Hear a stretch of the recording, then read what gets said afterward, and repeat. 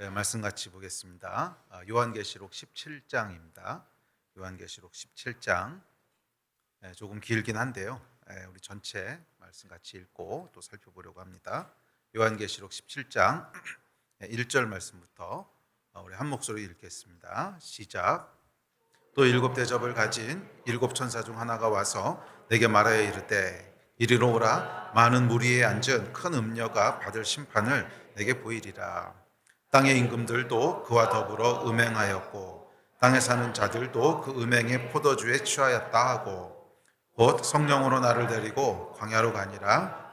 내가 보니 여자가 붉은 빛 짐승을 탔는데 그 짐승의 몸에 하나님을 모독하는 이름들이 가득하고 일곱 머리와 열 뿔이 있으며 그 여자는 자줏빛과 붉은빛 옷을 입고 금과 보석과 진주로 꾸미고 손에 금잔을 가졌는데 가증한 물건과 그의 음행에 더러운 것들이 가득하더라. 그가 이마에 이름이 기록되었으니 비밀이라 큰 바벨론이라 땅의 음녀들과 가증한 것들의 어미라 하였더라.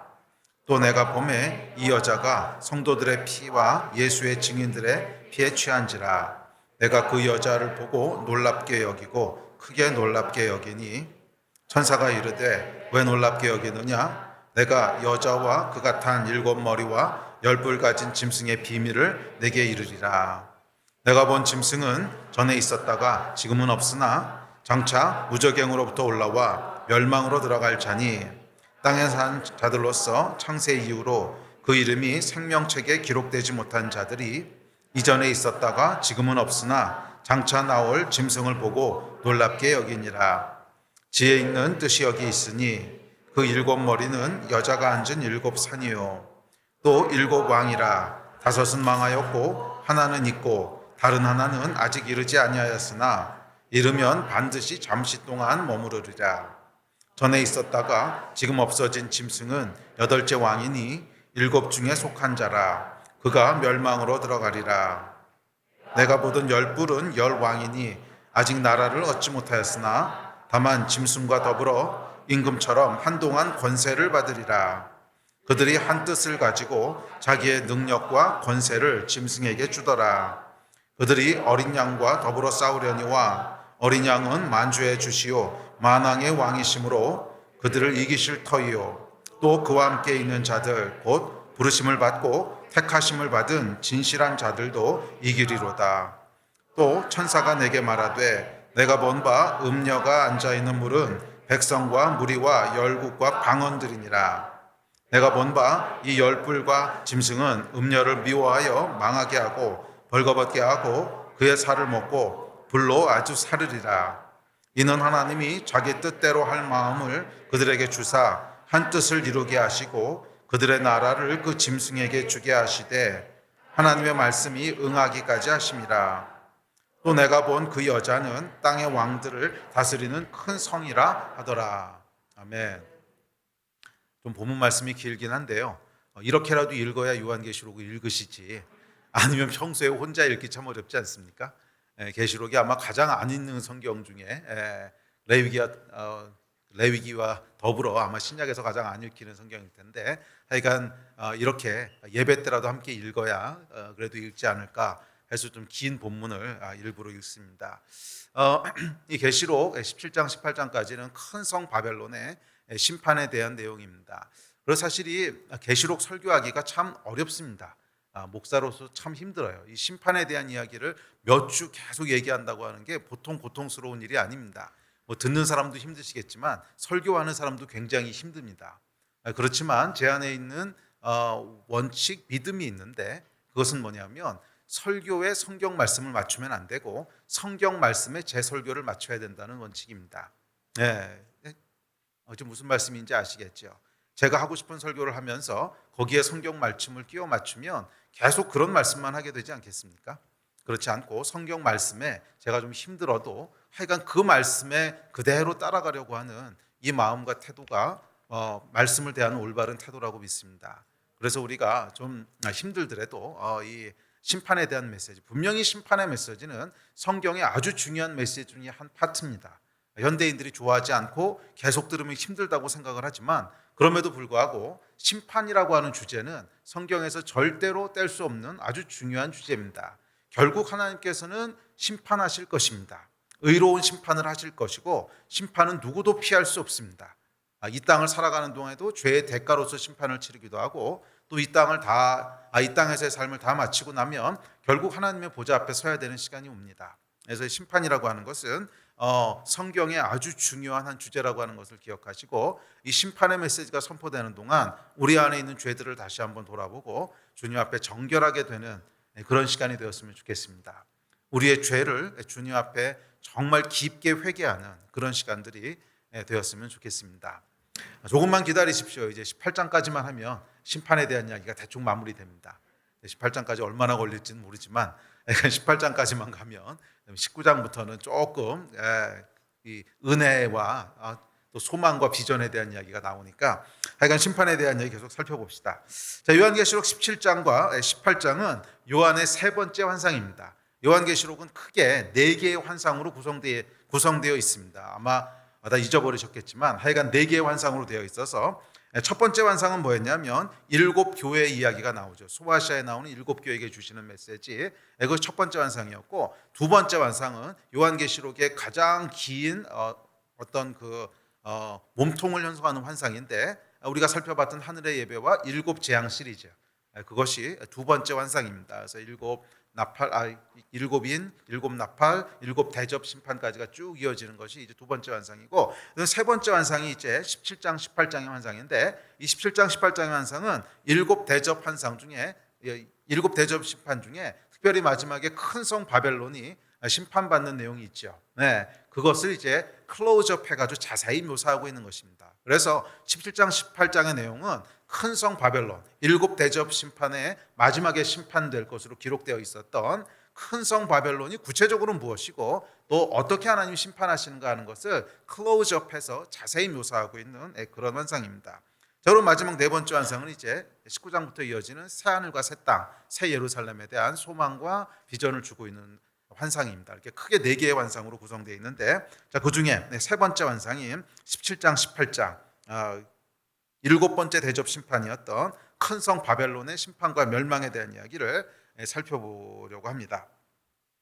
자, 그런데 계시록 17장은 아마 우리가 지금 읽어보셔도 알겠지만 음녀가 등장하고 짐승이 등장하고 열 뿔이 등장하고 7 뭐죠? 10뿔과 7 머리 이런 게 등장하고 그래서 사실은 계시록 전체에서 가장 많은 상징이 사용되어 있는 장 중에 하나입니다.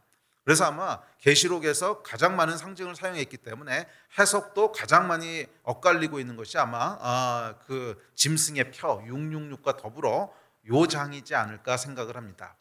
짐승의 표가 뭐냐 이거 가지고 여러 가지 해석들이 있듯이 요 장에서 음녀가 뭐냐 또는 짐승이 뭐냐 10뿔이 뭐고 그다음에 7 머리가 뭐냐 이런 거 가지고 여러 가지 해석들이 엇갈리는 그런 아주 많은 상징이 사용되어 있는 것이 17장과 18장입니다. 그래서 이 17장과 18장은 주제를 먼저 알아야 됩니다. 17장과 18장은 큰 주제를 가지고 있는데 그게 뭐예요? 바벨론의 심판에 대한 거라는 거예요.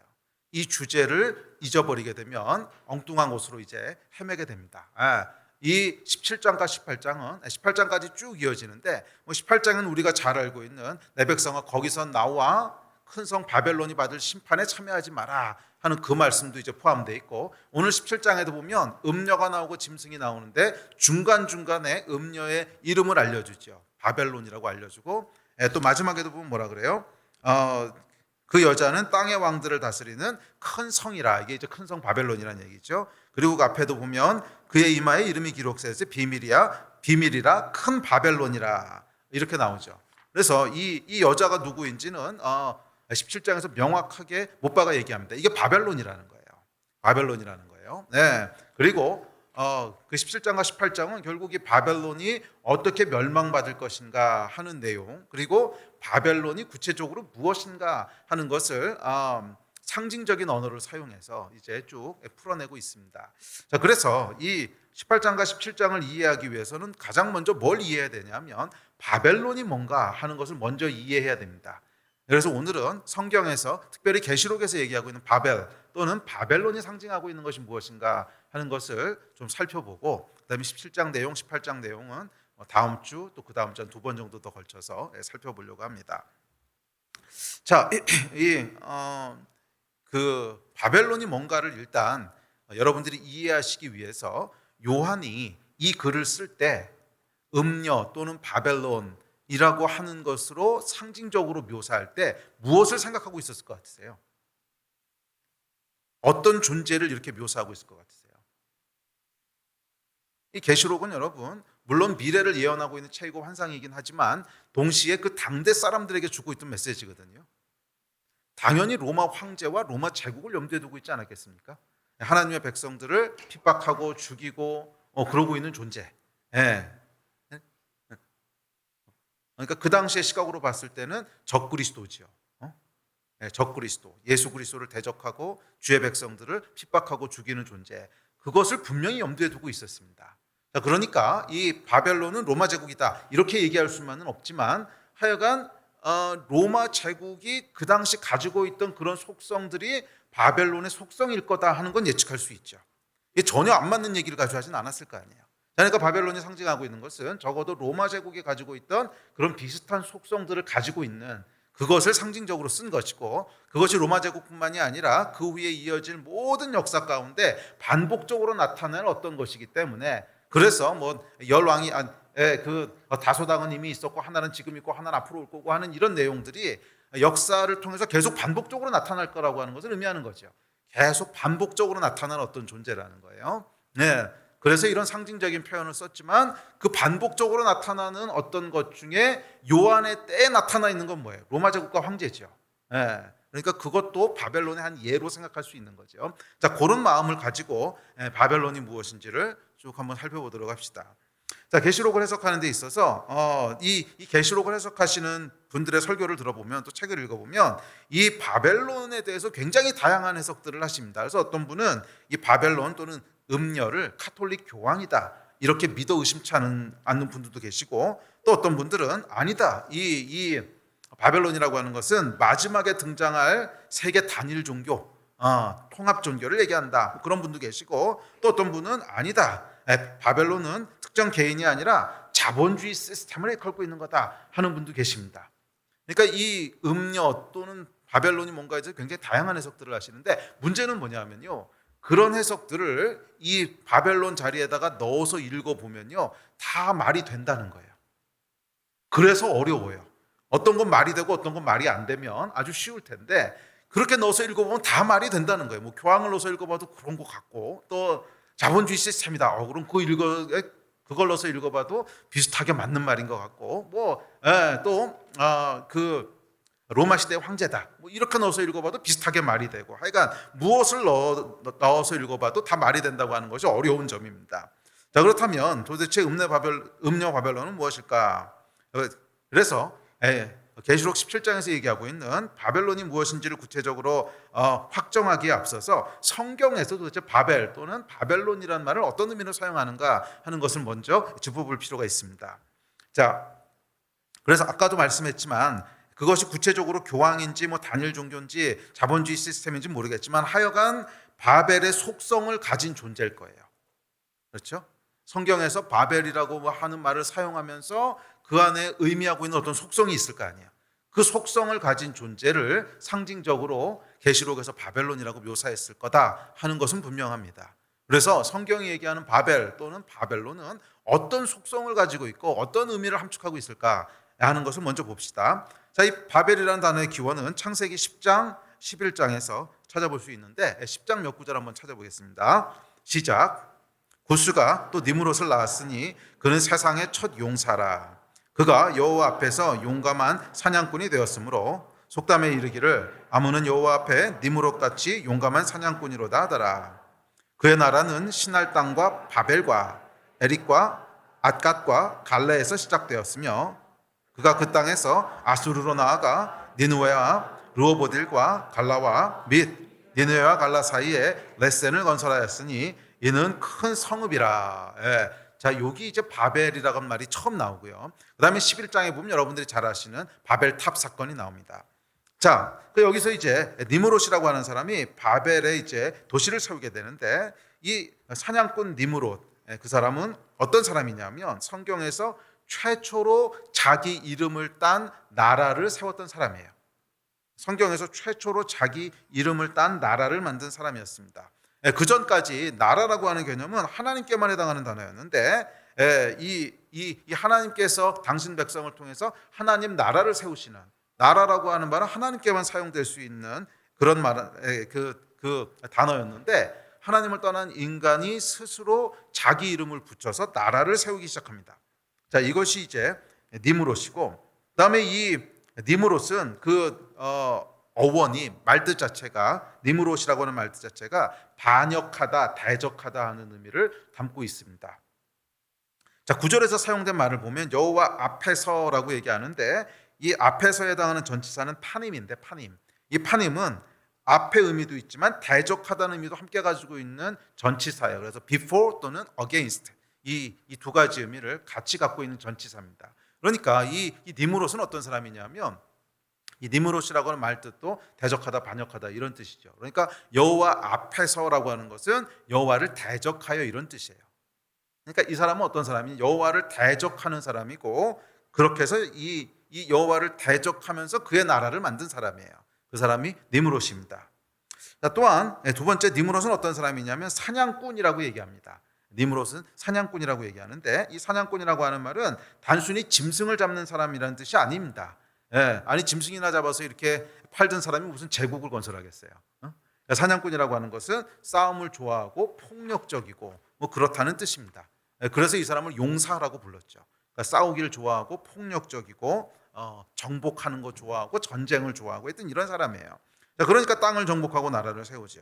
뭐 짐승이나 잡는 사람이 아니었다는 거예요. 그래서 9절에 속담에 이르기를 아무는 여호와 앞에 니므롯 같은 특이한 사냥꾼이로다라는 말은 유대인들 사이에 어떤 의미를 가진 속담이냐면, 하나님 앞에서 무례한 권세를 부리며 폭력을 좋아하는 자를 가르쳐 니므롯에 비유한 속담, 이렇게 알려져 있어요. 유대인들 사이에서는 창세기 9장의 이 속담이 어떻게 이해되냐면, 하나님 앞에 무례하고 대적하고 싸움을 좋아하는 그런 니므롯 같은 사람이야, 이런 뜻으로 사용되는 속담이라는 거예요. 그러니까 니므롯이 어떤 사람인지 아시겠죠? 하나님을 대적했던 사람이고 폭력적이고 전쟁을 좋아해서 그걸 통해서 타인을 정복했던 사람입니다. 그러니까 니므롯은 마치 알렉산더 대왕 비슷한 사람이었어요. 전쟁을 좋아하는 정복군이었습니다. 전쟁을 통해서 영토를 넓히고, 그래서 그의 나라는 신할 땅의 바벨에서 시작해서 아수르, 그리고 큰 성 레센까지 건축하고 다스렸습니다. 그러니까 니므롯은 하나님을 대적해서 성을 쌓고 주변을 정복함으로 처음으로 자신의 나라, 왕국을 세운 사람이었습니다. 그리고 그 나라가 시작된 곳, 그 중심이 뭐예요? 바벨이라는 거예요. 바벨론이라는 거예요. 자, 이것이 바벨이라는 말의 기원입니다. 자, 그러니까 이 성경에서 바벨 또는 바벨론이라고 하는 단어는 하나님을 대적해서 힘의 논리로 일어난 인간의 나라를 상징하는 거예요. 그래서 여러분 참 흥미로운 것이 그 선지서들을 읽어보잖아요. 선지서들을 읽어보면 뭐 니느웨도 그렇고 애굽도 그렇고 이런 이방 나라들에 대한 심판이 예언돼 있죠. 그런데 심판과 더불어 그들을 축복하는 그런 예언들도 함께 있죠. 대부분은. 그런데 바벨론에 대한 예언을 보세요. 축복에 대한 예언이 한 구절도 없어요. 그러니까 이 성경에서 바벨론이라고 하는 단어를 어떻게 함축적으로 쓰고 있는 것을 가를 우리가 볼 수 있는 대목이죠. 그러니까 바벨론에 대해서는 한 번도 축복하는 예언이 없어요. 그러니까 이 바벨론은 철저하게 심판받을 존재로만 묘사되어 있지 한 번도 뭐 회복된다거나 축복된다거나 이런 내용이 없습니다. 그래서 이 성경에서 바벨론이 의미하고 있는 바는 아주 명확합니다. 하나님을 대적하여 인간이 자기 힘으로 세운 나라라는 거예요. 자, 여기서 나라라고 하는 게 중요합니다. 뭐 개인적으로 하나님을 대적하는 것도 대적하는 건데, 그것으로 나라를 만들었다는 거예요. 그러니까 나라는 뭐냐면 어떤 구체적인 구조를 만들었다는 거예요. 시스템을 만들었다는 거예요. 그것이 바벨론이 상징하고 있는 거예요. 내가 개인적으로 하나님을 대적하고 뭐 개인적으로 호전적이고 싸움을 좋아하고 망난이고, 그것도 물론 잘못된 건데 거기서 그치는 것이 아니라 그것을 가지고 구조를 만드는 거예요. 구조를 만들어서 사람들이 살아가는 시스템화 시킨 거예요. 그것이 바벨론이 포함하고 있는 의미입니다. 구조화된 거예요. 그래서 이 바벨론 시스템은 뭐냐면 하나님의 질서와 하나님의 백성을 반대하고 핍박하는 인간이 만든 모든 사상, 법, 사회 시스템, 그런 구조의 총합체가 바벨론이라고 할 수 있습니다. 그리고 이 바벨론을 일으켰던 원동력은 뭐냐 하면 폭력이에요. 폭력. 물리적인 힘. 자, 이것이 성경에서 바벨이 품고 있는 속성입니다. 자, 다시 말해서 바벨론은 하나님을 대적하는 생각이 그냥 생각이나 개인의 차원에서 머문 것이 아니라 그것이 훨씬 더 큰 차원으로 구조화된 거예요. 그래서 나라라 그러는 거예요. 나라. 니무롯이 나라를 만들었다고 그랬잖아요. 그게 바벨론의 핵심이에요. 그냥 단순히 하나님을 대적하고 폭력을 좋아하고 그러는 것이 아니라 그걸 가지고 시스템을 만든 거예요. 나라를 만든 거예요. 구조화된 것입니다. 자, 이 구조화됐다고 하는 것이 뭐냐면 아주 쉬운 예로 이런 거예요. 뭐 동성애에 대한 여론들이 있죠. 그래서 어떤 사람은 뭐 동성애 찬성하기도 하고 어떤 사람은 반대하기도 하고 그런 생각들이 있는데 이 생각들과 여론들이 있는 것과 그것이 법제화가 된 것은 다르죠. 법제화가 되면 그게 이제 구조화된 거예요. 그럼 구조화가 되면 우리의 생각과 행동이 거기에 제약을 받게 됩니다. 이게 이제 구조화가 되는 건데 바벨론 시스템이라고 하는 건 뭐냐면 이렇게 이 하나님을 대적하고 원래 하나님이 창조하셨던 원리에 반하는, 원래 창조하셨던 원리는 십자가의 원리잖아요. 사랑의 원리고 희생의 원리고, 근데 이것에 다 반대되는 힘의 원리, 폭력의 원리, 뭐 크기의 원리, 뭐 이런 걸 가지고 하나님을 대적하면서 그것을 구조화시켜서 그 안에 사람들을 가두는 거예요. 그것이 바벨론이라고 하는 것이 함축하고 있는 뜻입니다. 자, 그래서 이 더욱이 니므롯 왕조가 한 일 중에 하나가 바벨탑을 쌓는 거예요. 그래서 이 니므롯으로부터 시작된 나라가 있는데 그들이 바벨탑을 쌓습니다. 이 바벨탑의 의미는 뭐냐면 우리가 하늘에까지 다 흩어짐을 면하자 그러거든요. 이제 시간이 없어서 성경은 안 찾아보겠지만 하늘에까지 다 흩어짐을 면하자. 하늘에까지 닿자라고 하는 것은 종교적인 의미라는 뜻이에요. 그리고 사실은 고대의 모든 탑들은 다 종교적인 의미로 쌓습니다. 그렇지 않으면 뭐하라 사람 살 것도 아닌데 탑을 쌓겠어요. 뭐 탑 쌓아가지고 어디다 쓰게 해요? 아무짝에도 쓸모없는 게 탑이잖아요. 그 안에 사람이 살 것도 아니고. 탑을 쌓는 이유는 명확합니다. 종교적인 의미예요. 종교적인 의미입니다. 영적인 영역에 미치고 싶었다는 거예요. 그래서 탑을 쌓습니다. 신적인 권위에 이루고자 한 것입니다. 왜냐하면 이 고대 사회의 모든 권력은 종교로부터 나오기 때문에 그래요. 그러니까 고대 사회하면 가장 큰 특징이 정치와 종교가 분리되지 않은 거예요.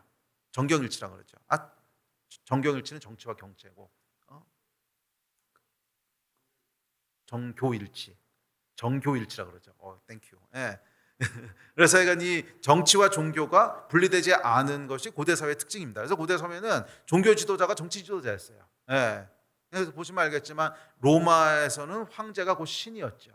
로마의 태양신의 가장 사제 또는 태양신 자체, 이게 이제 또 다윗도 마찬가지죠. 다윗도 왕이었지만 동시에 그가 종교 지도자였고, 그러니까 이 고대 시대에는 종교와 정치가 분리되었지 않기 때문에 모든 권력은 어디서부터 나와요? 종교 권력으로부터 나오는 거예요. 종교 권력에서 정치 권력이 나오고 이 정치 권력으로부터 경제 권력이 나옵니다. 세 가지 권력을 기억하셔야 되는데 정치, 경제, 종교, 정치, 경제 권력이 있는데 이 고대 사회에는 종교 권력이 참 컸고 거기서부터 누가 다스리고 어떻게 다스릴 건가 하는 정치 질서가 나오고 거기서부터 부를 어떻게 분배할 건가 하는 경제 권력이 나옵니다. 그러니까 순서가 종교, 정치, 경제 이렇게 되어 있다는 거예요. 자, 이것이 이제 고대 사회의 특징입니다. 자, 권력이라는 것에 좀 더 살펴보려고 하는데 인간은 여러분 어떤 존재예요? 다스리는 존재입니다. 창세기 1장 26절에 보면 이렇게 얘기합니다. 자, 시작.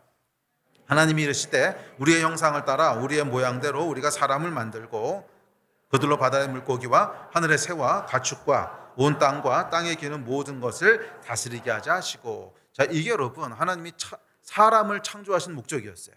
그 사람은 다스리는 존재로 만드셨다는 거예요. 그래서 이 사람의 DNA 안에는 계속 다스리고자 하는 그런 열망이 있습니다. 그리고 다스림의 범위를 확장시키고 싶어해요. 작게는 가정을 다스리고 마을을 다스리고 부족을 다스리고 나라를 다스리고 세계 정복을 꿈꾸고 이러죠. 세계 정복은 이 타노스만 꿈꾸는 게 아니고 모든 사람이 꿈꾸는 인간 창조의 DNA 중에 하나라는 거예요. 자, 그런데 이렇게 다스리기 위해서, 그러니까 이 다스림이라고 하는 것은 좋은 것입니다. 그런데 이 다스림의 방법과 다스림의 철학이 이제 타락하면서 문제가 생기는 거죠. 자, 그래서 이 다스리기 위해서는 두 가지가 필요한데 영어에 보면 authority와 power가 필요하다고 얘기합니다. authority와 power. 예. 그래서 이것을 우리말로는 권력이라고 부르는데 권위와 힘, authority와 power. 권위와 힘이 있어야 됩니다. 예. 이 권위라고 하는 건 뭐냐면 다스리는 질서를 선포할 수 있는 능력 또는 지위고요. 힘은 그 선포한 질서를 유지할 수 있는 능력이에요. 그래서 권위와 힘이라고 하는 것은 이렇게 할 거야. 우리 교회는 이런 식으로 갈 거야. 이 나라는 이렇게 통치할 거야. 하는 질서를 선포하려면 그 질서를 선포할 만한 권위가 있어야 돼요. 사람들이 그렇지 그렇게 따라갈게요 하는 따라오고자 하는 그 권위가 있어야 질서를 선포할 수 있고 또 질서를 선포했더라도 그 질서를 유지하려면 힘이 있어야죠. 아무런 힘이 없으면 뭐 질서 어기면 어떡할 거예요. 그래서 이 다스리기 위해서는 authority와 power, 그러니까 권위와 힘이 있어야 됩니다.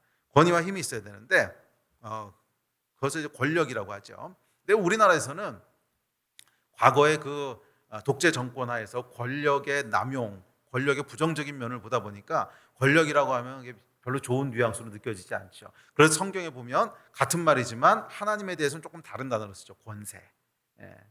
똑같은 말이거든요. 권세. 예.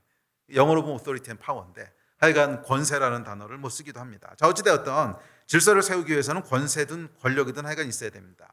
자, 권력은 여러 가지가 될 수 있는데 뭐 권력은 성품에서 오기도 하고 영성에서 오기도 하고 학식에서 오기도 하고 뭐 경험 또는 뭐 출신, 귀족이냐 왕이냐 뭐 이런 핏줄에서 오기도 하고 하여간 여러 가지를 통해서 권위가 오고요. 그다음에 힘이라고 하는 것은 감화시키는 능력이 될 수도 있고 군사력이 될 수도 있고 돈이 될 수도 있고 뭐 이런 것이 이제 힘입니다. 여하튼 사람들을 움직이게 하는 그 무엇이 힘이고 그 움직임의 방향을 결정할 수 있는 능력이 권위입니다. 그러니까 권위를 가지고 힘으로 그것을 하게 하는 거죠. 자, 이것이 이제 권력인데 고대 국가는 이 권력이 어디서 나온다는 거예요? 종교에서부터 나온다는 거예요. 종교에서부터 나옵니다. 자, 그런데 이 권력이 이제 근대 사회로 넘어오게 되면 종교 권력과 세속 권력으로 나누어지기 시작합니다. 근대 지성이 발전하기 시작하면서 종교 권력과 세속 권력으로 나누어집니다. 고대에는 이 구분이 없었는데, 그래서 고대 사회에는 왕이 그냥 종교 지도자였고 종교 지도자가 왕이었고 이 이제 구분이 안 됐는데 근대 사회로 넘어오면 이제 나누어지기 시작합니다. 자, 종교 권력과 세속 권력으로 나누어지면서 종교 권력은 우리의 내면 세계와 좁은 의미의 종교적인 곳에서만 영향을 미치는 곳에 딱 제한시켜 버리고 그 나머지 우리의 먹고 사는 삶은 다 세속 권력으로 그렇게 넘어가게 됩니다. 세속 권력이 장악하게 됩니다. 세속 권력이라고 하는 것은 아까 얘기했지만 정치 권력과 경제 권력을 얘기하는데 이 정치 권력과 경제 권력이 우리의 나머지의 삶들을 다 장악하게 됩니다. 그래서 사실 보면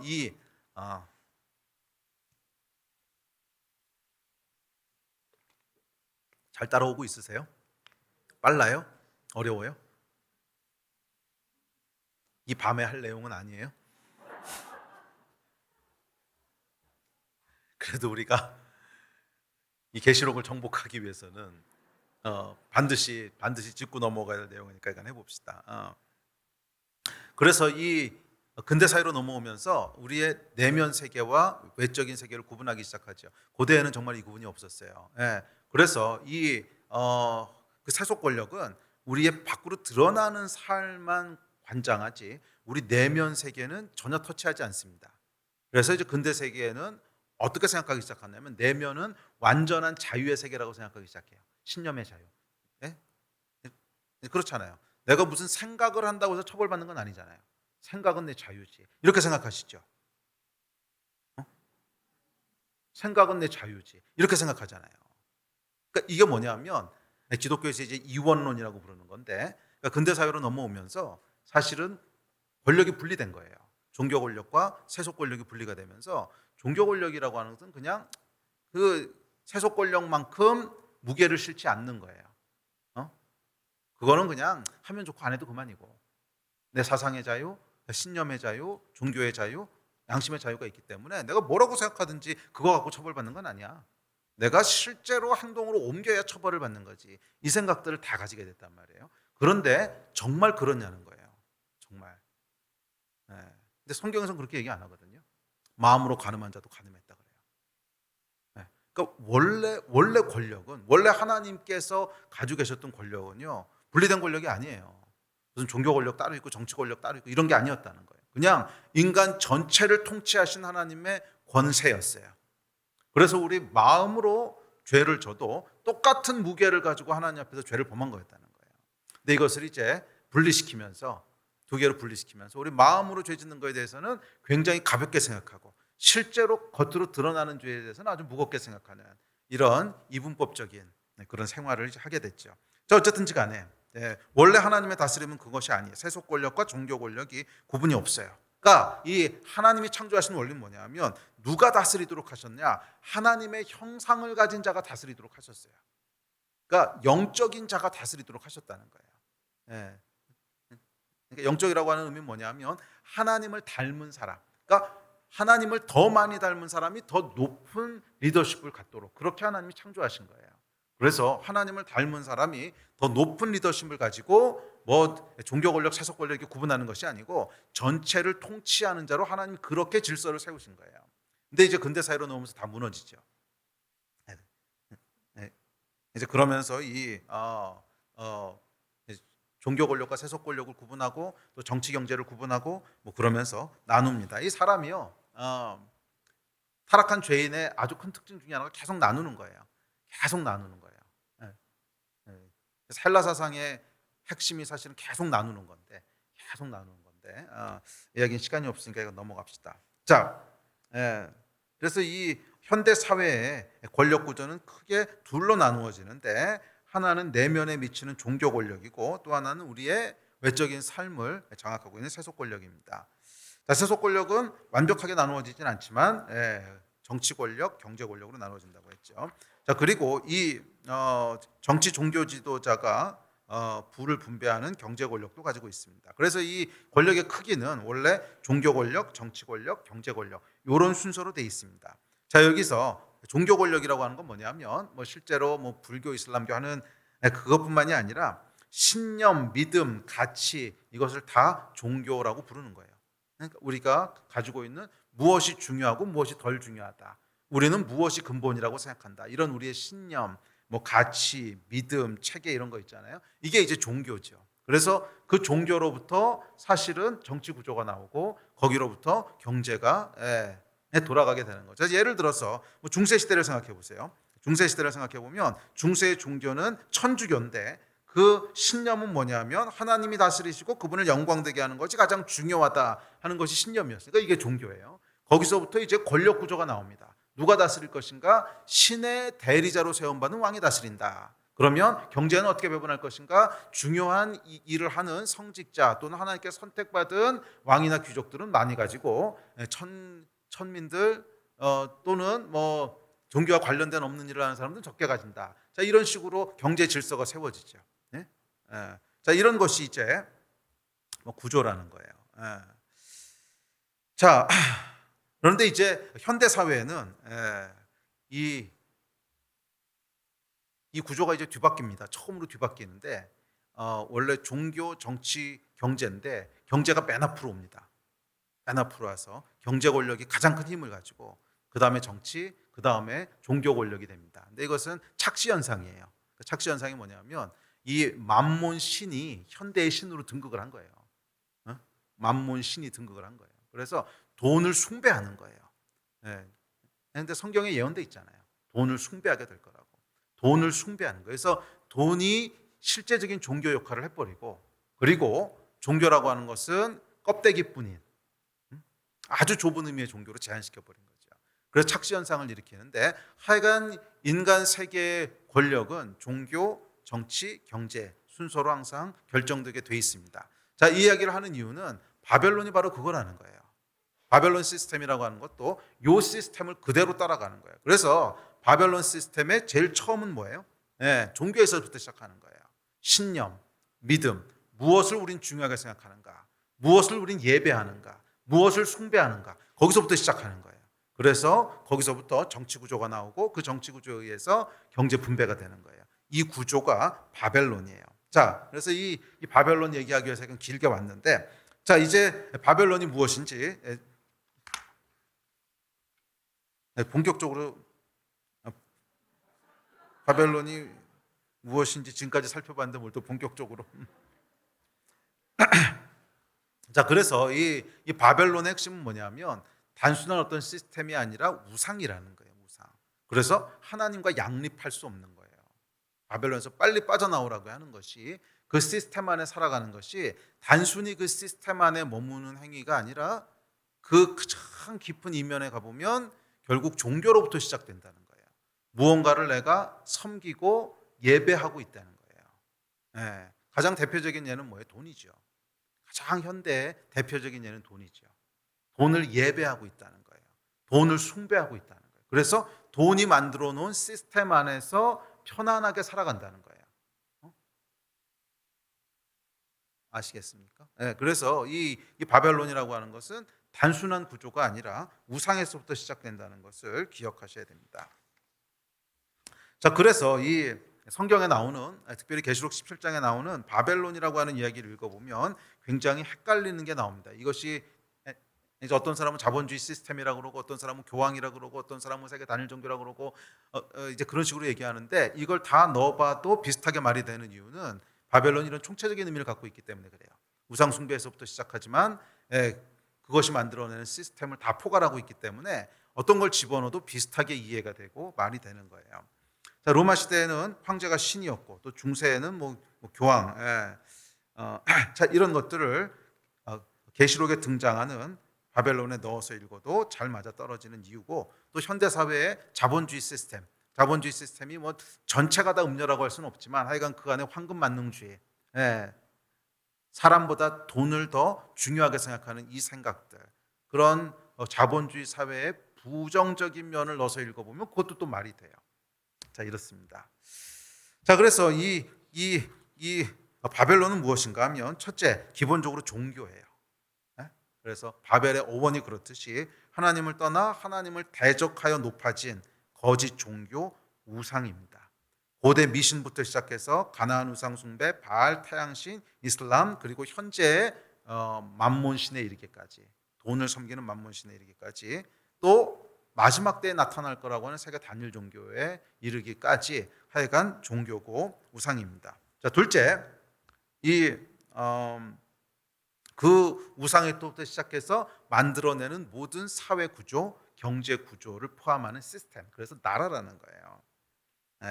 그래서 모든 제도, 금융, 법 등을 다 포함합니다. 자, 그래서 이 바벨론에 대한 개념은 각 시대와 상황에 따라서 구체적인 모습으로 표현됩니다. 이 설교를 제가 10년 전에 했었는데 혹시 기억하세요?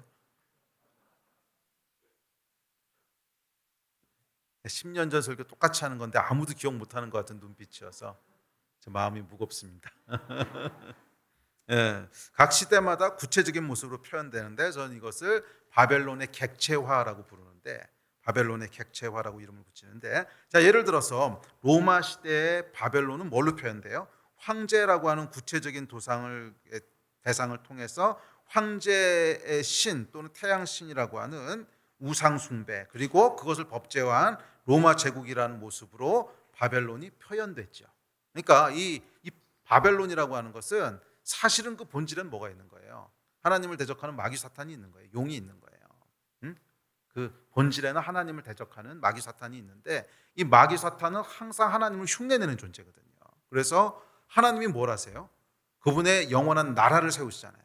그러니까 마귀도 자기의 나라를 만들려고 하는 거예요. 그래서 각 시대마다 이런 바벨론이라고 하는 것들이 구체적인 모습으로 표현되는 거예요.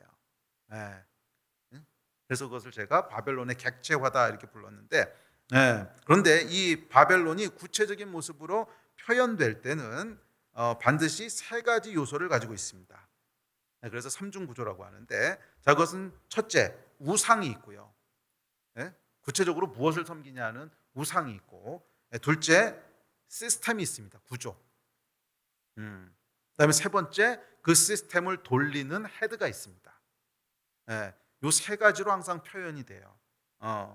세 가지로 표현이 돼요. 자, 예를 들어서 로마 시대에는 이 바벨론이 어떻게 객체화됐죠? 첫째, 우상이 있다 그랬죠. 우상은 뭐예요? 로마에서 섬기는 태양신이라고 하는 우상이 있어요. 이 종교로부터 시작되는 거예요. 그리고 두 번째, 이 태양신 숭배와 그 이데올로기를 기초로 만들어진 나라가 있죠. 로마 제국. 두 번째고, 그다음에 세 번째 그것을 돌리는 사람, 황제가 있죠. 예. 그러니까 이런 식으로 만들어지는 거예요. 또 뭐 예를 들어 봅시다. 그 2차 대전 때 히틀러, 예? 예, 그건 어떤 식으로 객체화된 거예요? 첫째는 민족주의라고 하는 우상이 있는 거죠. 민족주의라고 하는 우상이 있고, 두 번째는 그 민족주의라고 하는 신념 아래 만들어진 나치 치하의 독일이라고 하는 국가 시스템이 있죠. 그리고 그것을 돌리는 헤드, 헤드 히틀러가 있는 거죠. 그러니까 그런 식으로 표현된다는 거예요. 또 뭐가 있을까요? 이슬람? 그럼 이슬람도 마찬가지로 이 바벨론이 객체화된 겁니다. 거기서 종교는 뭐예요? 알라를 섬기는 거고, 알라를 섬기는 이슬람이라고 하는 종교고, 이건 아주 구체적이죠. 이슬람의 샤리아법이라고 하는 그 종교로부터 유추된 샤리아 법이라고 하는 법을 가지고 이슬람 국가를 만들죠. 그 다음에 셋째, 그것을 운영하는 사람들이 있죠. 왕국에서는 왕이고, 아니면 뭐 이맘이라든지, 과거에는 그게 술탄이라고 하나로 이제 돼 있었는데, 하여간 이런 사람들이 있는 거죠. 자, 이렇듯이 항상 바벨론 시스템은 이 세 가지 형태로 객체화가 되는 거예요. 우상이 있고, 그 종교를 가지고 구체화시킨 어떤 시스템, 나라가 있고, 그 다음에 그것을 돌리는 그런 헤드가 있습니다. 뭐 중세 유럽도 마찬가지죠. 중세 유럽은 천주 하나님, 그러니까 좋은 의미의 천주교 말고 한창 타락했을 때요. 한창 타락했을 때는 천주 하나님이 있고, 그것을 기초로 해서 카톨릭 시스템을 만들고 그것을 돌리는 교황이 있고, 그러니까 그런 식으로 이제 돌아가는 거죠. 자, 그리고 마지막 때는 어떻게 될 거라는 거예요. 마지막 때도 결국 종교로부터 시작할 거라는 거예요. 용으로부터 시작되는데 그 종교는 아마 세계 단일 종교가 될 거다 하는 그런 종교가 있고, 그다음에 그것을 돌리는 헤드는 누구예요? 그게 적그리스도라는 거죠. 그리고 적그리스도가 만들어 놓은 하나님을 대적하고 하나님의 질서를 반대로 행하는 악한 적그리스도 시스템이 있을 거라는 거예요. 그게 마지막 때, 그러니까 이 계시록에서 얘기하고 있는 이 적그리스도 또는 적그리스도가 만들어 놓은 나라, 그래서 그것을 세계 통합 정부가 될 거라고 얘기하기도 하고, 세계 단일 종교, 세계 통합 정부, 적그리스도 이런 얘기들이 나오는 것은 사실은 처음 있는 얘기가 아닙니다. 이미 과거로부터 계속 반복됐던 얘기예요. 계속 반복됐던 얘기예요. 하나님을 대적하는 인간이 하나님을 떠나서 인간의 힘으로 계속 나라와 구조를 만들려고 했다. 근데 그게 뭐냐면 우리 안에 다스리는 데스티니를 주셨는데 그게 죄로 말미암아 부패하면서 이 데스티니가 부패한 모습으로 표현되는 거죠. 그러니까 다스리고자 하는 마음은 있는데 어떻게 다스리는지도 모르고 무엇으로 다스리는지도 모르고, 그러니까 하나님의 방법, 십자가와 사랑의 방법이 아니라 힘과 죽음의 방법으로 계속 다스리는, 그러니까 이 타락하고 변질된 통치, 다스림의 데스티니가 계속 표현되는 게 뭐예요? 바벨론이라고 하는 나라인 거예요. 그게 성경이 얘기하고 있는 바벨론의 의미입니다. 그래서 여기까지 따라오신 분들은 참 장하십니다.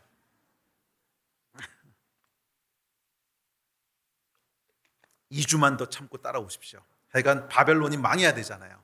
바벨론이 망하는 얘기까지는 봐야 되니까, 18장이니까. 그래서 여러분들이 앞으로 계시록에 대한 책을 읽거나 또는 계시록에 대한 설교를 듣거나 그러실 때 바벨론은 이겁니다라고 못박아 얘기하시면 굳이 반대할 이유는 없습니다. 그것도 포함할 거예요. 하지만 그게 전부라고 생각하지 마세요.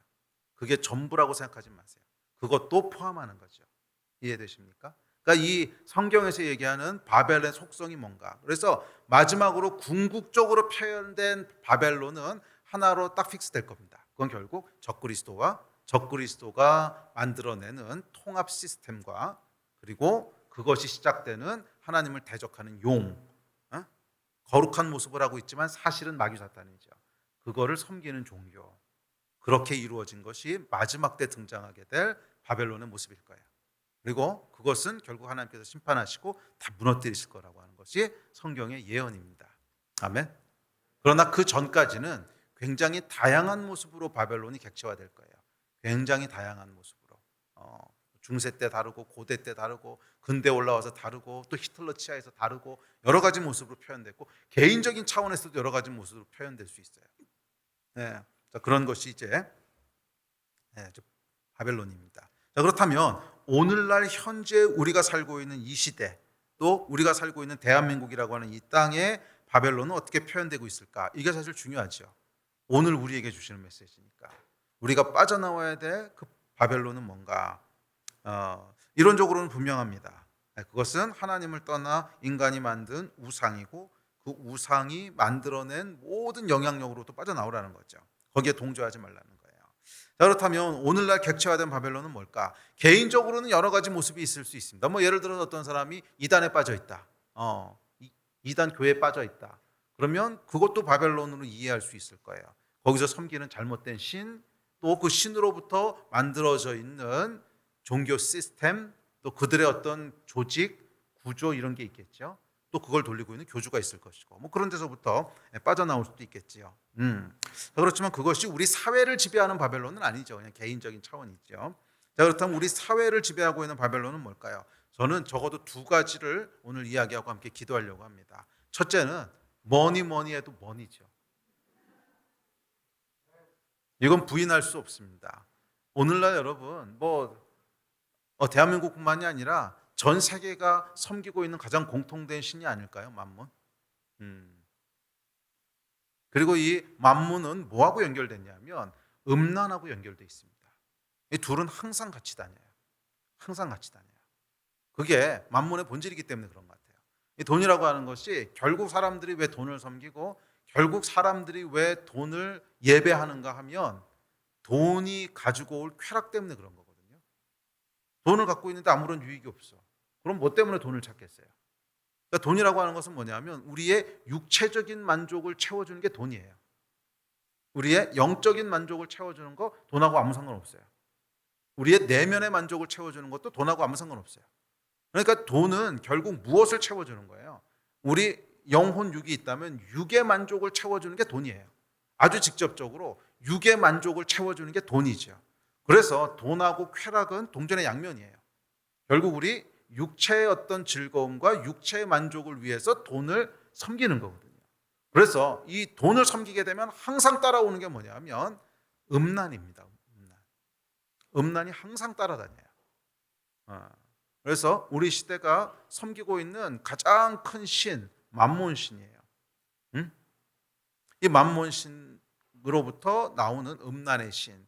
그게 어떻게 보면 우리가 섬기고 있는 이 시대의 가장 큰 우상이고, 그것이 만들어 놓은 시스템이 있죠. 뭐 자본주의 시스템 전체가 다 바벨론이라고 그러긴 좀 뭐하지만 하여간 그 안에서 황금 만능주의 그리고 이 돈이 사람보다 더 중요하게 취급되는 그런 구조들, 그런 시스템들, 그렇죠? 그리고 그것을 돌리고 있는 헤드들이 있겠죠. 이 헤드가 누군지는 잘 안 보입니다. 이게 이제 이 금권이 모든 것을 장악하고 난 다음에는 안 드러나요. 안 드러나는데 그것도 결국 시간이 지나면 드러나게 되겠죠. 시간이 지나면 드러나게 되겠지만 하여간 누군지 애매합니다. 근데 이 돈을 가지고 하여간 지배하고 있는 누군가는 있을 거예요. 돈으로 지배하고 있는 누군가는 있을 텐데 하여간 우리 누군지 잘 모르죠. 하여간 이런 것이 아마 우리 세대의 가장 큰 그런 바벨론 중에 하나일 겁니다. 그래서 많은 분들이 큰 성 바벨론 얘기를 할 때 자본주의 시스템이다 하고 얘기하는 것이 저는 크게 틀리진 않았다고 믿어요. 우리 시대에는 그렇다고 믿어요. 하나님께서는 이것을 그냥 두지 않으실 거라는 거예요. 그래서 여러분 나중에 18장, 계시록 18장을 읽어보세요. 큰 성 바벨론이 무너지는데 왜 무너뜨리시는지 이유가 나와요. 사치, 영혼을 사고 파는 행위. 거기다가 자본주의를 딱 넣어서 읽어보시면요 소름 돋습니다. 거의 맞아요. 거의. 그렇지. 이것 때문에 무너뜨리신다면 자본주의도 무너져야 되는데 그 생각이 들지요. 그래서 많은 분들이 큰 성 바벨론 음녀를 자본주의 시스템이라고 해석하는 이유입니다. 저는 크게 틀리진 않다고 믿습니다. 우리 시대에 바벨론이 객체화된 거죠. 그래서 아마 여러분 그 책이나 뭐 아니면 이 종말론에 대한 설교들을 듣다 보시면 그렇게 해석하는 분들이 꽤 많으실 거예요. 꽤 많으실 거예요. 근데 좀 크게 틀리진 않았다고 믿는데 그게 전체라고 생각하지 마십시오. 자, 그다음에 두 번째가 뭐냐면 저는 떠오르고 있는 새로운 바벨론인데 이는 동성애 또는 급진적 페미니즘, 인권으로 포장된 문화 막시즘이 그 중에 하나가 아닐까 이렇게 조심스럽게 생각합니다. 우리 시대에 바벨론이 지금 표현되고 있는 모습 중에 하나. 이 문화 막시즘이라고 하는 것은 다음에 기회가 있으면 좀 자세히 풀어서 설명하려고 하는데 이 문화 막시즘이라고 하는 건 뭐냐면 과거 공산주의가 실패를 하거든요. 과거 공산주의가 실패하죠. 소비에트 혁명이 일어나고 이제 그러면서 공산주의 국가가 시작되지만 결국 1990년대 해체되면서 이제 공산주의는 안 되는구나 그러면서 실패로 막을 내리잖아요. 그러면서 사람들이 이 막시즘을 신봉했던 사람들이 왜 실패했을까를 가지고 이제 고민하고 연구를 하기 시작합니다. 프랑크푸르트에서 일을 시작하면서 이게 경제 시스템만 바꾼다고 해서 되는 게 아니구나. 경제 시스템만 사회주의 공산주의로 간다고 해서 되는 게 아니고 사람들의 생각이 뒷받침되어 있지 않으면 불가능하구나. 문화를 먼저 바꿔야 되는구나. 그래서 이제 문화 막시즘이라고 하는 것을 시작합니다. 아주 풀뿌리에서부터 시작해요. 아주 풀뿌리에서부터 시작하는데 자, 이를 통해서 결국 이 문화 막시즘이 궁극적으로 지향하고 있는 건 뭐냐면 사회 공산주의입니다. 사회주의 공산주의 시스템을 만들고 싶은 거예요. 그런데 실패했었기 때문에 다른 방식으로 접근하는 것뿐이죠. 그게 결국 이제 문화 막시즘의 핵심인데, 자, 이 문화 막시즘은 뭐냐면 글로벌한 전체주의 시스템을 만들고 싶어요. 그래서 한 나라에 끝나는 것이 아니라 전 세계를 이 문화라고 하는 것을 통해서 하나로 통합하고 하나로 통일하고 하나로 통일된 문화를 기초로 하나의 통일된 구조를 만들고 싶어 하는 거예요. 사회주의, 공산주의 시스템을 만들고 싶어 하는 것입니다. 자, 여기서 이제 이 바벨론이 어떻게 표현됐냐를 좀 들여다봅시다. 그러면 이 막시즘 또는 문화 막시즘에서 섬기고 있는 우상은 뭔가? 우상은요, 명확합니다. 사람이에요, 사람. 인본주의. 세상의 중심을 하나님이 아니라 사람으로 놓는 거예요. 그래서 이 출발점은 뭐냐면 인본주의에서 시작하는 거예요. 사람을 중심에 놓는. 그래서 사실 지금 우리 시대가 싸워야 되는 큰 두 개의 싸움이 저는 첫째는 돈과의 싸움이에요. 그런데 벌써 이건 오래된 거죠. 오래전부터 싸워왔던 싸움이고 새롭게 떠오르는 싸움이 뭐냐면 사실은 인본주의예요. 인본주의예요. 사람을 중심에 놓는. 그래서 여러분 이게 참 어려운 이유는 헷갈리기 때문에 그래요. 좋은 말처럼 들리는 거예요. 좋은 말처럼. 근데 여러분 아주 중요한 우리에게는 아주 섬세한 분별력이 필요합니다.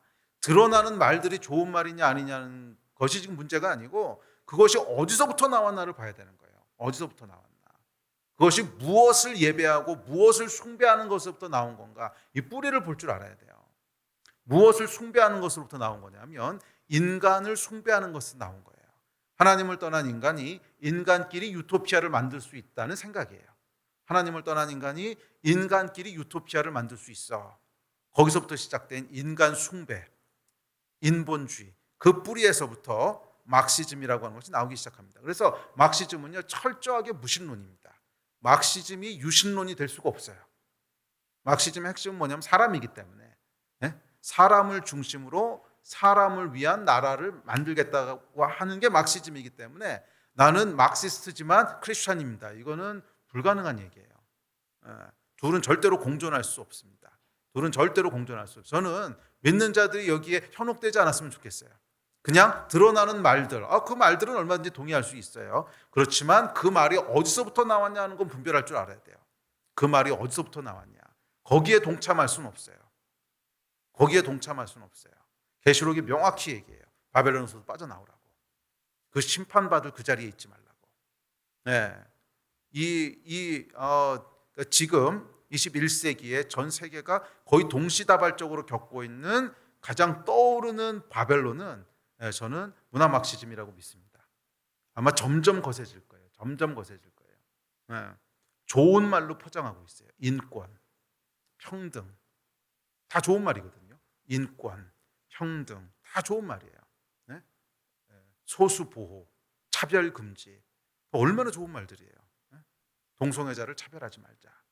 그래서 표면으로 나오는 이슈는 동성애, 그다음에 남녀 차별, 페미니즘 뭐 이런 것들이 등장하고 있지만 그 뿌리는 뭐예요? 다 좋은 말들을 하고 있어요. 예. 인간이 다 같이 행복하게 살자. 근데 그냥 사람 양수에 맡겨두면 안 되니까 그걸 구조로 만들어야 돼. 예? 다 같이 차별 없이 살 수 있는 구조를 만들어야 돼. 그래서 지금 끊임없이 시도하는 게 뭐예요? 차별 금지 법을 만들고 싶어 하는 거죠. 계속 법을 만들고 싶어 하는데 이게 뭐예요? 이 바벨론 시스템이 지금 구조화하려고 아주 악을 쓰고 있는 거예요. 바벨론 시스템을 구조화하려고 계속 법을 만들려고 하는 거죠. 자, 이것 지금 우리가 처해 있는 상황이고 싸우고 있는 싸움입니다. 그 뿌리에 뭐가 있다고요? 인간을 숭배하는, 인간을 숭배하는 인본주의가 있습니다. 자, 두 번째는 뭐예요? 그렇게 해서 이들이 만들려고 하는 구조가 있죠. 구조가 있어요. 시스템이 있어요. 궁극적으로는 사회공산주의 국가고 그 전까지는 법제화를 통해서 자궁 구조들을 계속 만들려고 하겠죠. 그리고 궁극적으로는 뭐예요? 항상 거대 제국을 만들고 싶어 하거든. 항상 거대 제국을 만들고 싶어 하거든요. 그러니까 전 세계를 다 같이 그렇게 통합하려고 하는 거죠. 전 세계를 다 같이 그렇게 통합. 이 바벨론 시스템은요 항상 그래요. 항상 세계 정복을 꿈꿔요. 정말 타노스야. 항상 세계 정복을 꿈꿔요. 잘 보세요, 여러분. 로마도 세계를 정복하고 싶어 했고, 이슬람도 결국 궁극적으로는 전 세계 이슬람화를 꿈꾸고, 또 이 사회주의 공산주의 막시즘도 결국 전 세계를 다 막시즘에 기초한 나라로 만들고 싶어 하죠. 항상 바벨론은 모든 것을 다 이렇게 확장하고 크게 만들고 싶어 해요. 자, 어쨌거나, 그다음에 이 헤드는 누굴까? 헤드는 본격적인 국가 시스템이 될 때까지 잘 안 드러날 거예요. 그렇지만 국가 시스템이 되고 나면 결국 그것을 돌리는 지도자가 나타나겠죠. 많은 경우 사회주의 공산주의 국가에서는 그냥 한 사람이 평생 해먹는 독재자죠. 그렇잖아요. 일당이기 때문에, 일당 독재이기 때문에 뭐 그 사람이 그냥 평생 해먹을 겁니다. 자, 그 사람이 이제 헤드가 될 겁니다. 자, 이것이 우리 시대가 맞이하고 있는 싸움이라고 믿습니다. 그리고 성경은 뭐라 그래요? 거기서부터 나오라 그랬어요. 그 안에 있지 말라 그랬어요. 자, 더욱 우리가 주목해야 될 것은 이 객체화된 바벨이 교회 안에까지 침투해 있다는 것입니다. 자본의 논리가 교회 안에도 들어와서 크고 화려한 교회가 좋은 교회로 인식됩니다. 영적으로 성숙한 사람이 리더가 되는 것이 아니라 돈이나 사회적 영향력이 있는 사람이 쉽게 리더가 됩니다. 이게 뭐예요, 여러분? 교회 안에도 하나님의 질서가 아니라 바벨의 질서가 그대로 이루어지고 있다는 거예요. 바벨의 질서 뭐예요? 힘 있고 영향력 있고 돈 있고 세속적인 능력이 있는 사람이 왕이 되는 이 바벨의 질서가 교회 안에서도 그대로 답습되고 있다고 하는 것은 참 슬픈 일이 아닐 수 없습니다. 또한 더욱 거세진 근래에 있어서 더욱 거세진 이 바벨의 도전은 인권의 모습으로 침투하고 있는데 평등, 평화, 인권이라는 옷을 입고 교회 안 깊숙이 들어와 있습니다. 정말 교회 안에 깊숙이 들어와 있어요. 제가 어떨 땐 깜짝깜짝 놀라요. 깜짝깜짝 놀라요. 아니 어떻게 크리스찬인데 저기 저렇게 하고 있지? 또 어떤 교회는요 정말 심각하게 그러니까 좋은 일 한다고 생각해요 다. 그 뿌리가 뭔지는 생각하지 않고 그냥 좋은 일 한다고 생각해서 이 운동에 참여하고 있지만 실제로 보면 그 모든 원리는 결국 바벨의 원리로 사람을 섬기고 사람을 중심에 둔 교회 안에도 깊숙이 들어와 있습니다. 그리고 성경은 뭐라고 예언하냐면 이 바벨론에게 점령당한 교회는 결국 마지막에 배도하는 교회가 될 거라는 거예요. 바벨론에게 점령당한, 돈에게 점령당하고 인본주의에 점령당한 이 두 가지가 지금 교회 안에 침투하고 있는 가장 무서운 바벨의 침략인데 그래서 오늘 제목이 바벨의 침략입니다. 10년 전의 제목도 바벨의 침략이었어요. 아무도 기억을 못 하시지만 그래서 이 바벨에 침략당한 교회는 결국 마지막에 배도한 교회가 될 것이라고 하는 것이 데살로니가 후서 2장 3절의 얘기입니다. 결국은 종교다원주의 또는 세계 단일 종교로 갈 수밖에 없는데, 이 단일 종교에 동의하면 힘과 명성과 부가 주어지지만 반대하면 가난과 핍박과 멸시를 받게 될 것인데, 그래서 힘과 크기와 부와 명성이라는 바벨의 원리를 따라가던 교회는 결국 그냥 자연스럽게 굴러 넘어갈 거예요. 힘과 명성과 부를 얻는 길이니까 배도하게 될 겁니다. 그래서 미래를 조심스럽게 예측해 보면 큰 성 바벨론은 만모니즘에서 다음 단계로 넘어가고 있는 것처럼 보여요. 그래서 요즘 많이 나오고 있는 얘기들이 뭔가 보십시오. 종교 간의 평화, 인권, 인류애, 평등, 차별 금지, 소수 인권 존중. 그러니까 우리나라에서는 소수 인종 존중. 그러니까 우리나라는 단일 민족에서 별로 없지만 미국 같은 데 가보면 이 소수 인종에 대한 이슈가 지금 어마어마하거든요. 자, 이게 뭐예요? 이런 이슈들을 통해서 세계를 글로벌하게 전체주의로 가려고 하고 있는 이런 움직임. 그리고 그 핵심에 있는 것이 결국 문화 막시즘이라는 거죠. 그래서 이 일을 통해서 아마 자본주의 시스템에서 그 다음 단계의 바벨론으로 진화하고 있는 것이 아닌가. 근데 여러분 잘 보세요. 돈이라고 하는 것은 이미 우리가 유혹당해서 그렇지 분별 못하는 사람은 없습니다. 크리스천들 중에 현대의 가장 큰 우산이 돈입니다. 이거 모르는 사람은 없을 거예요. 너무 오랫동안 해왔던 얘기. 너무 오랫동안 해왔던 얘기니까. 그래서 그것 가지고는 더 이상 미혹하고 속일 수 없죠. 그러니까 당연히 다음 단계로 넘어갈 겁니다. 당연히 다음 단계로 넘어가는데 이 다음 단계로 넘어가는 미혹은 조심스럽긴 하지만 그 핵심이 인본주의일 거예요. 그 핵심이 인본주의일 거예요. 굉장히 좋은 말로 들릴 겁니다. 굉장히 그럴듯한 말로 들릴 겁니다. 인권을 어떻게 하자, 차별이 없게 하자, 평등, 평화, 아주 좋은 말로 들릴 거예요. 속지 마십시오. 뿌리가 뭔지를 잘 들여다보기를 주의 이름으로 축복합니다. 우리 말씀 정리합시다. 예배팀 앞으로 나오시고요. 자, 그렇다면 이런 시대 속에서 우리는 어떻게 해야 될까? 자, 이것이 계시록의 핵심 메시지인데, 특별히 큰 성 바벨론을 이야기하는 17장과 18장은 우리에게 두 가지 메시지를 전합니다. 두 가지 메시지를 전하는데, 첫째는 17장 1절입니다. 다 같이 읽읍시다. 시작. 또 일곱 대접을 가진 일곱 천사 중 하나가 와서 내게 말해 이르되 이리로 오라. 많은 무리 위에 앉은 큰 음녀가 받을 심판을 내게 보이리라. 첫 번째 보면은 성령께서 보여주셨다는 거예요. 이게 우리가 구해야 될 일이라고 믿습니다. 지금 이 시대에 정말 필요한 것은 영적인 분별력이라고 믿습니다. 아까도 얘기했지만 이미 돈에 대한 이슈는 우리가 다 알고 있어요. 처음엔 몰랐지만 16세기, 17세기엔 몰랐겠지만 지금은 우리가 다 알고 있어요. 아, 그것이 우상이 될 수 있고 쉽게 우리를 속일 수 있구나, 유혹할 수 있구나, 다 알아요. 그러나 바벨론이 꼭 그렇게만 표현되진 않는다는 거예요. 지금 새롭게 바뀌어가고 있는 바벨론의 표현은 굉장히 교묘할 겁니다. 굉장히 교묘할 거예요. 그래서 영적인 분별력이 있지 않으면 아마 쉽게 넘어가게 될 겁니다. 그래서 17장을 보면 계속 반복적으로 뭐가 나오냐면 성령께서 보여주세요. 보라, 보라, 계속 보여주세요. 이 영적인 분별력이 어느 때보다도 필요한 때라고 믿습니다. 그렇다면 이 영적인 분별력은 어디서 옵니까? 성경과 성령에서 옵니다. 성경과 성령에서 옵니다. 말씀을 알지 못하는 사람들은 절대로 분별하지 못할 겁니다. 말씀을 알지 못하는 사람들은 절대로 분별하지 못할 거예요. 좋은 건데 왜 그래요? 이렇게 나올 겁니다.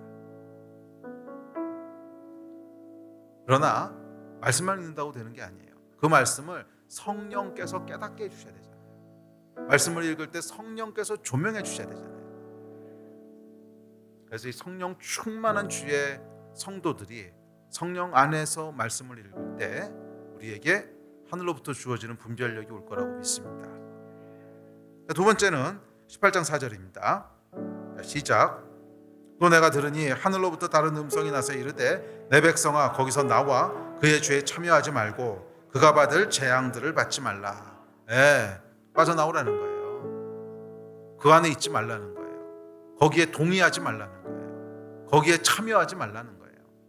지금 만약에 이 문화 막시즘이라고 하는 것이 큰 성 바벨론으로 떠오르고 있는 새로운 바벨론 시스템이라면 그거 동의하지 말라는 거예요. 그거 동의하지 말라는 거예요. 그냥 좋은 듯이 보인다고, 좋은 말로 보인다고, 인권 중요하잖아, 소수인종도 어리숙하게 따라가지 말라는 거예요.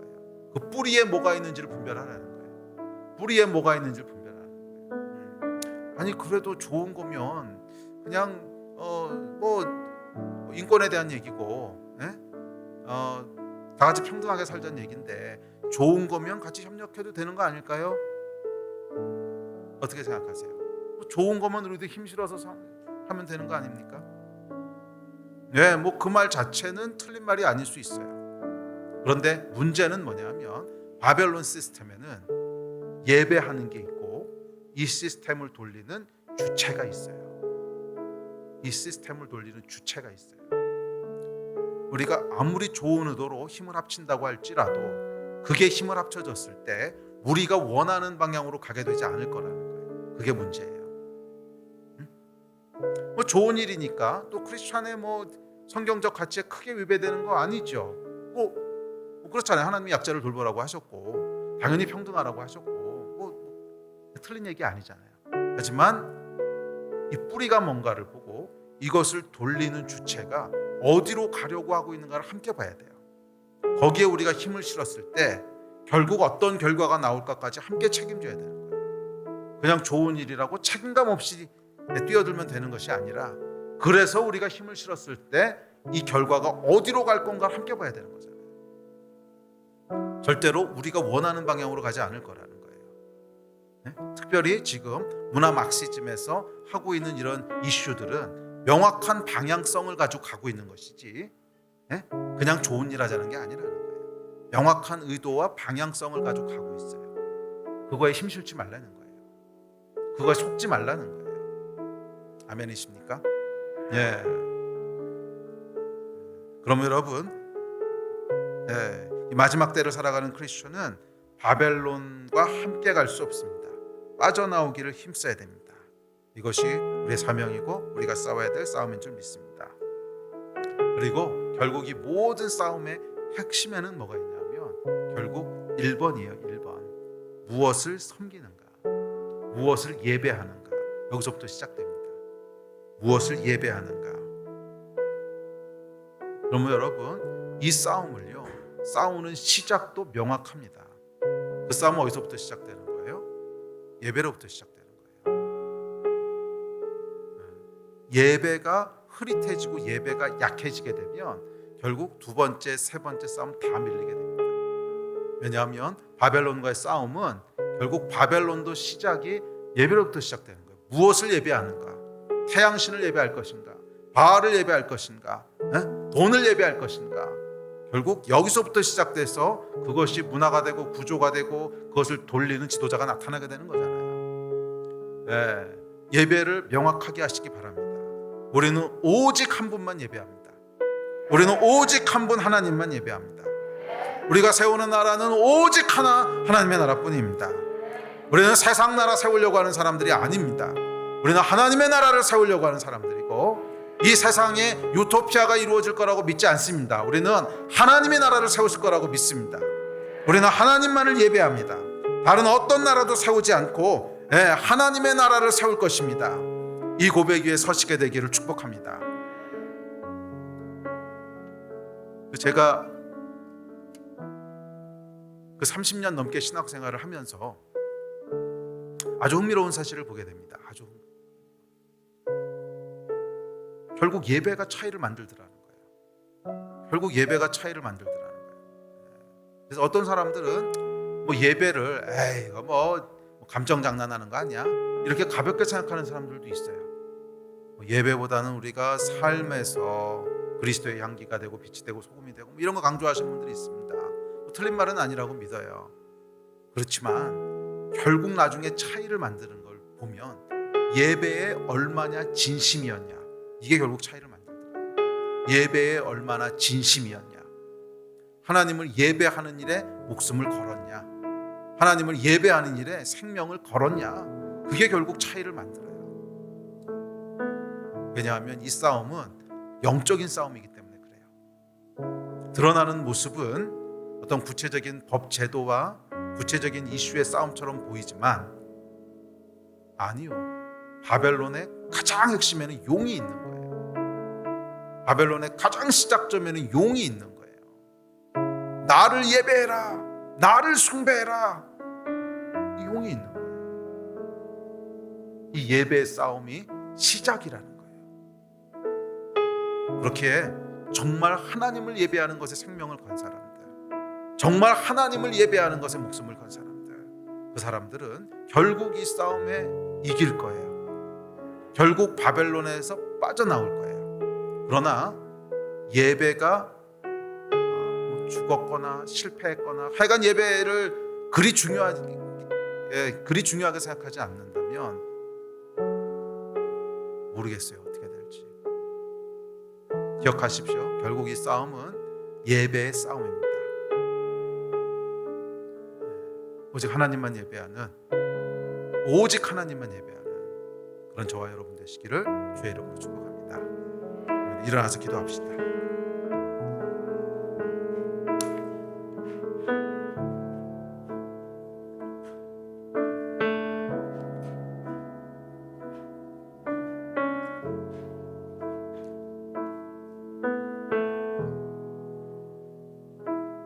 결국 모든 영적인 싸움의 시작점은 예배입니다.